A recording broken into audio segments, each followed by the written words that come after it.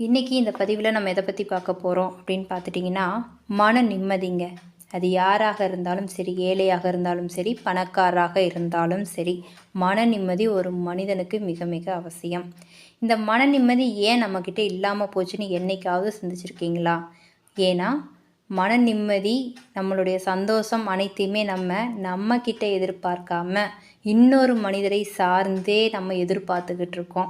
அப்போ அது நம்மளுக்கு கிடைச்சிச்சின்னா சந்தோஷம், கிடைக்கலன்னா ஏமாற்றம், இந்த மாதிரி துன்பம் அனைத்துமே நம்மளை தாக்கிடுது. அப்போ உங்கள் மனசில் நிம்மதி இல்லாமல் போயிடுது. இதுதான் காரணம். முடிஞ்ச வரை நம்மளுக்குண்டான மன நிம்மதி நம்மக்கிட்ட தான் நீங்கள் தேடிக்கணுமே தவிர அதை அடுத்தவங்ககிட்ட எதிர்பார்க்காதீங்க. சரி, சில வழிமுறைகளை நான் இதில் குறிப்பிட்டிருக்கேன். கண்டிப்பாக இந்த வழிமுறைகளை முடிஞ்ச வரை நீங்கள் ஃபாலோ பண்ணுங்கள். நீங்களும் நிம்மதியாக இருப்பீங்க, உங்களை சார்ந்தவர்களும் நிம்மதியாக இருப்பார்கள். சரி, வாங்க வீடியோக்குள்ளே போகலாம். முதல்ல மனிதர்கள் அப்படின்னாவே 100% நல்லவன் அப்படின்னு இந்த உலகத்திலேயே கிடையாது.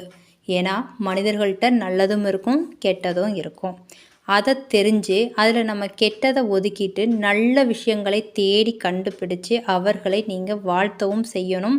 யாராக இருந்தாலும் வணங்கவும் செய்யுங்க. ஏன்னா அந்த மரியாதை உங்களுக்கே திரும்பி வரும் அப்படிங்கிறத நீங்கள் நினச்சி பார்க்கணும். நீங்கள் ஒருத்தர்கிட்ட மரியாதை கொடுத்து பேசினாதான் அதே மரியாதை உங்களுக்கு திரும்பவும் வரும். அதுவும் இல்லாமல் அவர்களுடைய மனதில் நீங்கள் ஒரு நல்ல மனிதராக திகழ்வீங்க அப்படிங்கிறதையும் நீங்கள் நினச்சி பார்த்துக்கங்க. அடுத்ததாக நன்றி மனப்பான்மையை நம்ம வளர்த்துக்கணும்.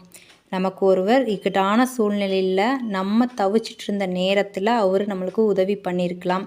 ஏதேதோ சில காரணங்களால் அவரை ஒரு 4 பேர் தவறாக விமர்சிக்கிறாங்கங்கிற காரணத்துக்காக அவரும் தவறானவர் அப்படின்னு சொல்லி நம்ம செய்த உதவியெல்லாம் மறந்து நம்மளும் அவரை தவறாக நினச்சி ஒதுக்கக்கூடாது. நம்மளுக்கு எந்த இக்கட்டான சூழ்நிலையில் அவர் உதவி பண்ணாரோ அந்த உதவியும் நன்றியும் நம்ம நினச்சி பார்க்கணும்.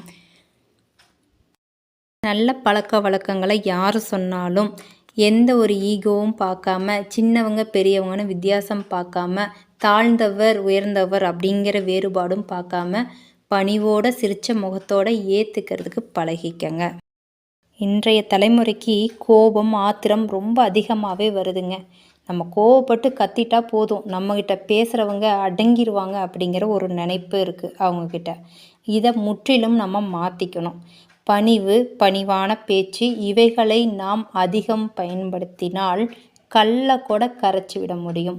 ஆனால் அதெல்லாம் விட்டுட்டு இந்த கோபம், ஆத்திரம், பிளாக்மெயில் பண்ணுறது இதெல்லாம் நீங்கள் அதிகமாக பயன்படுத்திட்டிங்கன்னா இது உங்களுக்கு எதிரான வினைகளை புரிய ஆரம்பிக்கும். அதனால் கோபத்தை தவிர்ப்பது அனைவருக்குமே நல்லது.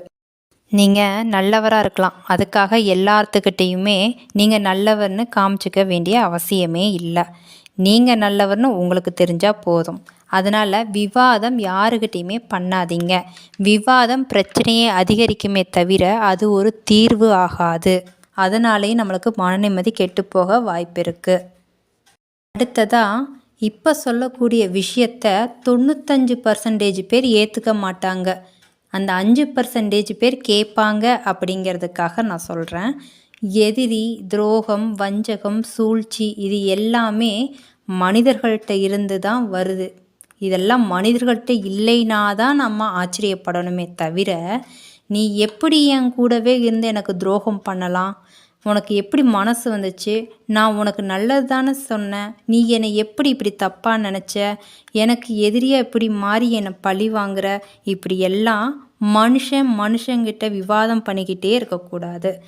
ஏன்னா மனுஷங்கிட்ட நியாயம், தர்மம் எல்லாம் செத்து போய் ரொம்ப காலமாச்சு. உலகிலேயே மிக மிக மோசமானவன், ஆபத்தானவன் யார் அப்படின்னு பார்த்தீங்கன்னா மனிதனுக்கு மனிதன்தான். எல்லாமே இந்த மனிதர்களுக்கு மனிதன்தான் எதிரின்னு சொல்கிறீங்களே, மனுஷன் சொல்கிறீங்களே, அப்படின்னா நீங்கள் மட்டும் யாருன்னு கேட்குறது எனக்கு புரியுது. அதாவது மீதமுள்ள 5%ல் நானும் ஒருத்தி. இந்த மனிதர்கள் கூட்டத்தின் நடுவில் இவர்களையெல்லாம் கடந்தும் சகித்து கொண்டும் வாழ்பவள்ள நானும் ஒருத்தி அப்படிங்கிறத சொல்லி இந்த பதிவை நான் முடிக்கிறேன். கண்டிப்பாக யாருக்கிட்டேயும் உங்களுக்கான நியாயத்தை எதிர்பார்க்காம நீங்கள் அனைத்துக்குமே நேர்மையாக நடக்கிறீங்கன்னா உங்களுக்கு ஒரு துளி கூட பயமே தேவையில்லை. எல்லாம் அவன் செயல் அப்படின்னு பார்த்துக்கிட்டு சகித்துட்டும் இவர்களை எல்லாத்தையும் நீங்கள் கடந்து போய்கிட்டே இருங்க. உங்களுக்கு தேவையான மன நிம்மதி உங்களுக்கு கிடைக்கும். மீண்டும் அடுத்த பதிவில் உங்களை நான் சந்திக்கிறேன். நன்றி.